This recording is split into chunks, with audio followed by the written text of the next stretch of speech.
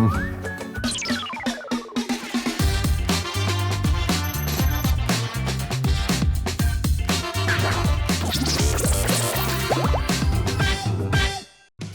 Chef Ryan Phillips here. If you were in Seoul today and you visited a traditional Korean market, I bet you would see a lot of foreigners sitting down enjoying a crispy, almost crunchy snack. It's made with mung beans and it's shallow fried. People from all over the world are starting to catch on to Bindaetteok.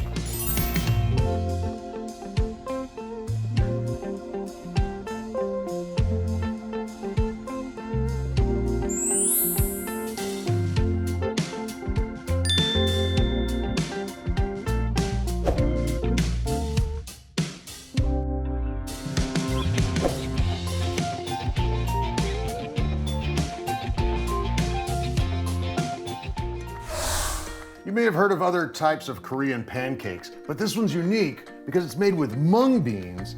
There's no flour in this. Now these are mung beans. They're usually green, but the shells have already been removed. And over here, we've got some glutinous rice or sticky rice. This is gonna add to a chewier texture. Now both of these are very hard right now. So what you have to do is soak them overnight in water. Here we have 100 grams of mung beans and 25 grams of glutinous rice. And we've got a big difference here in the sizes of these after 12 hours of soaking. So this has been drained. We can go ahead and get it into our blender. Now, it's a little tricky choosing exactly how much water to use. That might be the only kind of challenging part of this recipe. But I would suggest about 80 to 90 milliliters to go with this. There we go.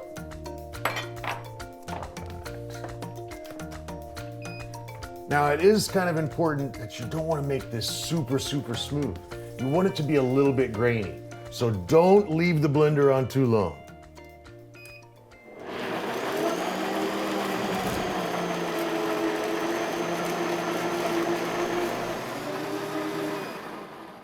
All right, I think we've got it. We're going for just kind of a grainy consistency. Let me show you guys. Okay, check this out. This is gonna help add to the crispy, almost crunchy texture that you get special from this Bindaetteok.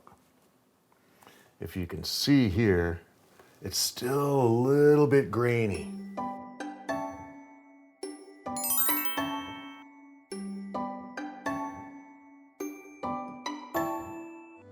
Let's turn to some of our other ingredients today, starting with gosari or Fernbrake.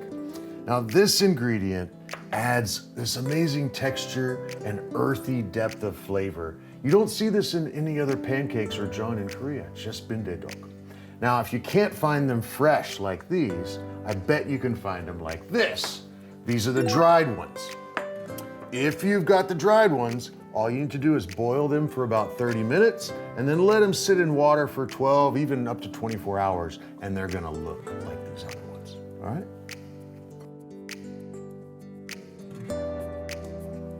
We need just about 50 grams of our gosari, and we're just gonna cut it kind of rough chop. We don't want these in too little of pieces. It's gonna add to kind of the fun texture of this dish. So just something about like that. See, there's some longer ones, some shorter ones. Now we want a sour ferment cabbage kimchi, about 50 grams. All right. And this, we're just gonna cut across those leaves. Again, leaving kind of longer pieces. Let's get a few of these ingredients into our batter, starting with our Fernbrake. Next, we've got our sour kimchi, and this is gonna really add a lot of flavor to our Bindaetteok. And some green onions for some freshness, and just 1 clove of garlic minced. And next, we've got some minced pork here, ground pork. This is actually from the back leg, but you could use shoulder or tenderloin, just cut up into little pieces. We've got about 60 grams here. So those mung beans that we use in our batter, if you grew those into sprouts, they turn into these right here. Mung bean sprouts or sukchu here in Korea. We've got about 80 grams of these here. And again, I'm just gonna kind of rough cut these just a little bit, not too much. It's gonna add this amazing crunch in our bindaetteok. Let's season this up a little bit. 1 teaspoon of salt, a half a teaspoon of fresh cracked black pepper, and then a teaspoon of toasted sesame oil.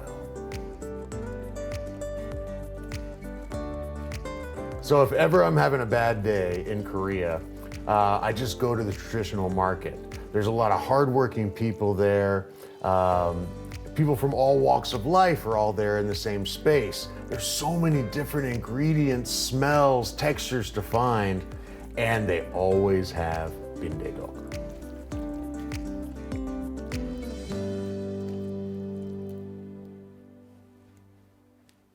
Now to help hold all these ingredients together, we're gonna get 1 egg and just beat that a little bit.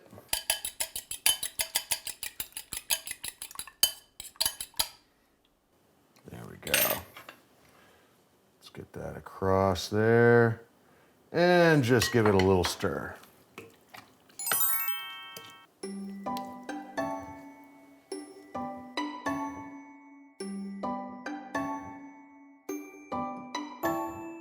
Now, walking through a traditional market, you'll see bindaetteok made in this great big iron skillet that's able to shallow fry, so it's got a lip around the edge of it. The reason they use that is because it retains heat so well. So what I brought in today is very special to me. This goes back generations and generations in my family. Thank you, big thank you to my grandmother for giving this to me. And it has so much weight in this iron that it's gonna retain that heat. So when you put in colder ingredients like the bindaetteok, it will not cool down the oil too much. Now you could use any kind of cooking oil, I suppose, that has a high smoke point, but if you wanna go real traditional, you gotta use lard. Lard has such a high smoke point that you can get this really lovely crispy texture. Now don't be stingy with the lard. We're gonna go with about 300 grams.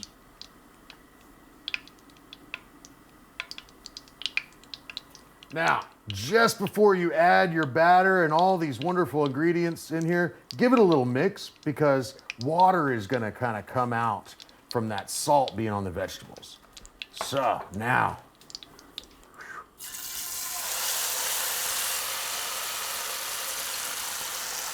now we want to make this pretty thick. That's why we need to shallow fry, about 2 or 3 centimeters at least. Now it usually takes about 3 or 4 minutes on each side before you get that nice golden brown and crispy, crunchy texture.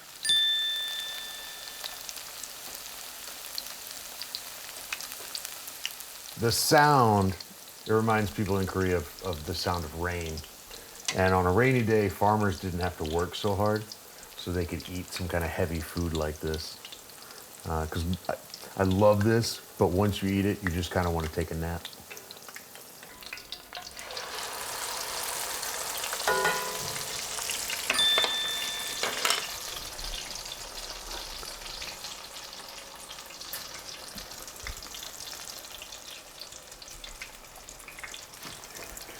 Oh. There we go. Bindaetteok and grandmother's iron skillet. All right, we're almost finished, but we need something to help balance this. You know, in Korea, when you've got something oily or greasy or fried, then you need to have something kind of sour to balance that out, just like coleslaw with American barbecue. So, I'm gonna take a little bit of onion here, and maybe 10 or 15 grams of chili sliced up. And then you just want to go 1-to-1 on soy sauce and your favorite vinegar.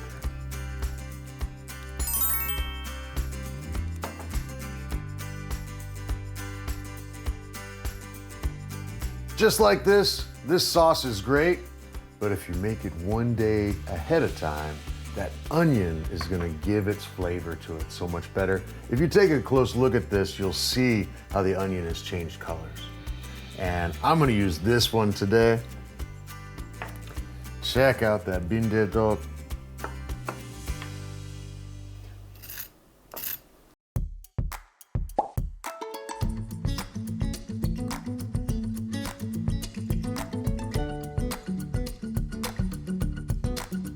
I can't wait to try this. I don't eat a whole lot of fried food, so this is a great excuse to enjoy this today.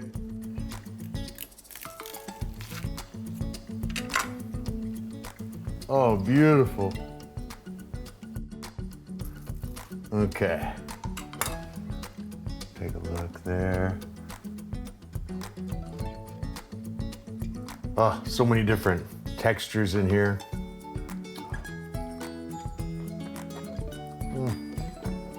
I can see why this is so easy for foreigners or tourists visiting Korea.